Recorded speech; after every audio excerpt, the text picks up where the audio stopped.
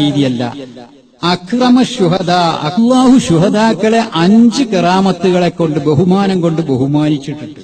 അത് സാധാരണ നബിമാർക്ക് പോലുമില്ല. അതാ മനസ്സിലാക്കണ്ടേ. സാധാരണക്കാരല്ല ഈ കിടക്കുന്നത്. കാരണം ശുഹദാക്കളുടെ റൂഹിനെ പിടിക്കുന്നത് അല്ലാഹു നേരിട്ടാണ്. നമ്മുടെ എല്ലാവരുടെയും റൂഹിനെ പിടിക്കുന്ന ഇസ്രായീൽ അലൈഹിസ്സലാമാണ്.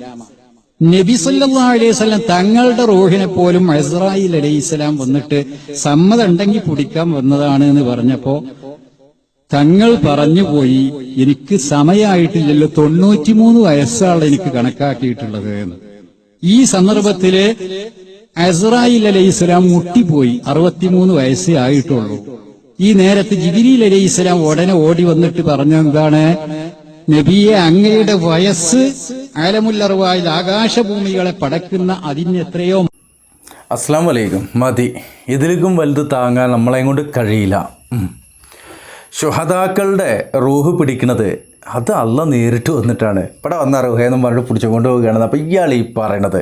എന്നാലോ നബിമാരിൽ ഏറ്റവും ഉന്നതനായ ഉത്തമനായ മുഹമ്മദ് നബിയുടെ പോലും റൂഹ് പിടിച്ചത് അസ്രായീലാണ് എന്നാണ് അവർ പറയുന്നത്. അത് അവർ പറയുന്നൊരു പേരാണ് കേട്ടോ. അസ്രായീൽ എന്നൊരു പേര് നമുക്ക് പഠിപ്പിച്ചു തന്നിട്ടില്ല. മലക്കുൽ മൗത്ത് എന്നുള്ള ആ ഒരു കാര്യമാണ് നമുക്ക് പഠിപ്പിച്ചു തന്നിട്ടുള്ളത്. ഓക്കെ, അതെന്തോട്ടെ, അതൊന്നുമല്ല ഇവിടുത്തെ വിഷയം.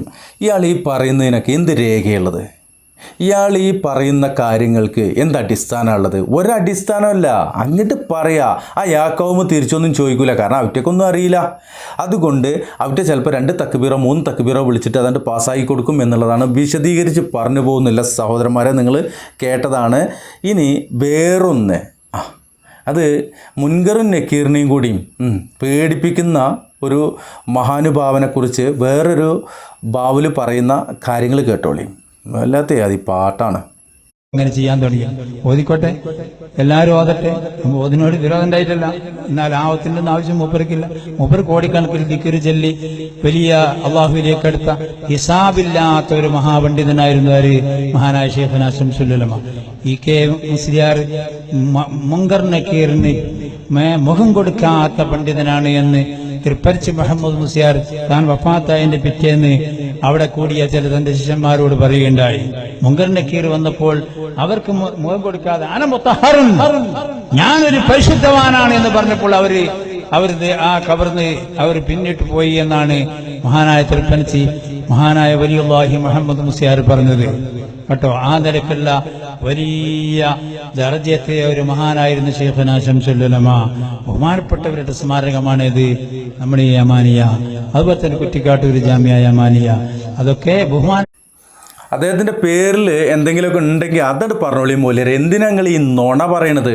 മുൻകർ നക്കീറിനോടും ഞാൻ ഉത്തമനാണ്, ഇജ്ജൻ്റെ പണിയൊക്കെ എന്ന് പറഞ്ഞു എന്നായി പറയണത്.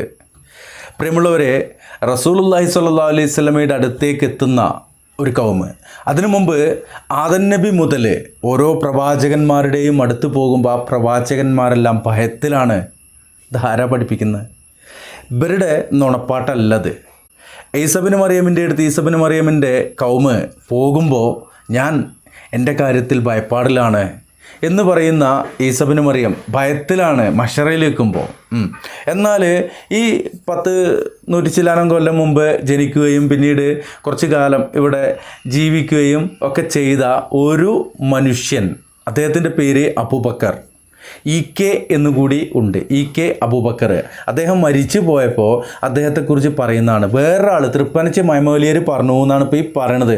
തൃപ്പനച്ചിക്ക് എങ്ങനെ ഇത് മനസ്സിലായത്?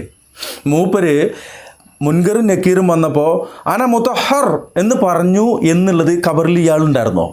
അല്ലെങ്കിൽ ഖബറിലേക്ക് ഒരു ഓട്ട. അന്ന് പിന്നെ ക്യാമറയും കാര്യങ്ങളും ഇത്രയും വ്യാപകമായിട്ടില്ലല്ലോ.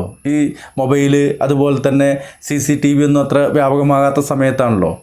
അപ്പോൾ ഒരു കുഴലിങ്ങനെ വെച്ചിട്ട് മുൻകർ വന്നിക്കണു, നക്കീറും വന്നിക്കണു, അബൂബക്കർ മൗലിയർ നിങ്ങൾ പോയിക്കോളേയും, നിങ്ങൾ ചോദ്യം ചെയ്യേണ്ട എന്ന് പറഞ്ഞു എന്ന് ഇയാൾ പറയാൻ ഇയാൾക്ക് വഹിയില്ല. അതെന്തായാലും നശിച്ചു പോയിട്ടുണ്ട്. പിന്നെ എന്താ കുഴലിൽ കൂടി നോക്കിക്കുക? അതൊക്കെ അവർ മാതിയിട്ട് മുടുകല്ലെടുത്തിട്ട് ഇങ്ങനെ നോക്കി നിൽക്കുകയായിരുന്നു. മുൻകർ നക്കീറും വരുമ്പോൾ ഇതുപോലെയുള്ള ജഹാലത്ത് കഥകളുമായിട്ട് നിങ്ങൾക്ക് മുമ്പിലേക്ക് ഇവർ കടന്നു വരുമ്പോൾ ആട്ടിവിടണം. ഇത് എവിടുന്നേ ചെങ്ങായി നിങ്ങൾക്ക് കിട്ടി? മോമോലിയർ പറഞ്ഞാണ്. മോമോലിയർക്ക് എവിടുന്നേ കിട്ടിയത്? മോമോലിയർ വെറുതെ സ്വപ്നം കണ്ടതാണ്. സ്വപ്നം അത് ഞങ്ങൾക്ക് ദലീലല്ല എന്ന് പറയാനുള്ള ബുദ്ധിയെങ്കിലും ബോധമെങ്കിലും വേണ്ടേ ജനങ്ങളെ എന്നുള്ളതാണ് ചോദിക്കുവാനുള്ളത്. ഇൻഷാ അല്ലാ കൂടുതൽ പറഞ്ഞു പോകുന്നില്ല. ഞാൻ കുറേ പറഞ്ഞിട്ട് നിങ്ങൾക്ക് ബുദ്ധിമുട്ടുണ്ടാകണ്ട. അപ്പം ചെറിയ വീഡിയോകളാണ്, മനസ്സിലാക്കാനുള്ളതൊക്കെ ധാരാളം ഉണ്ട് എന്നുള്ള ആ ഒരു വിശ്വാസത്തോടെ ഈ വീഡിയോ അതിൻ്റെ പിന്നു. അസ്സലാമു അലൈക്കും വറഹ്മത്തുള്ളാഹി.